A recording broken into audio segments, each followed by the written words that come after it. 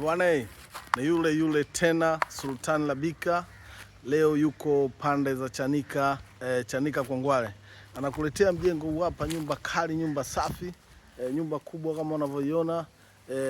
Nyumba bwana inauzwa bei ya milioni 65, maongezi ubaoni. Karibu sana mteja.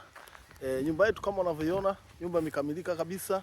Nyumba iko vizuri, nyumba iko safi, eneo kubwa. Tuzame ndani tuweze kuangalia mazingira ya ndani. Tunaingia ndani wadau, kama unavyoona.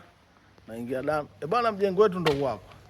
Nyumba safi, unavyosikia nyumba safi ama na maanisha ndio hapa. Hii nyumba ina vyumba vitatu, kimoja master, ina sitting room, ina dining, ina jiko, store, public toilet, eneo kubwa kabisa, full paving. Yeah.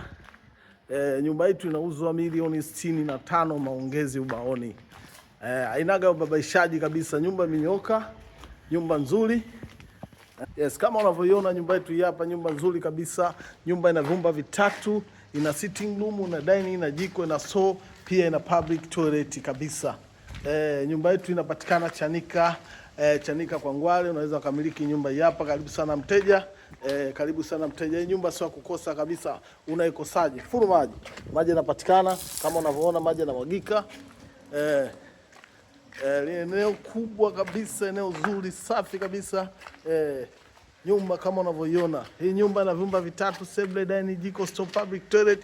Yani nyumba imekamilika, bei milioni 65. Yani bei kitonga kabisa.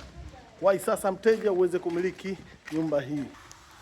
Sio na sitting room kubwa kabisa, sitting room safi. Yes, hapo ni dining nzuri kabisa, dining kubwa. Hii ni masa yetu kama unavyoiona. Ni chumba cha pili kama unavyokiona. Hii ni chumba cha tatu kama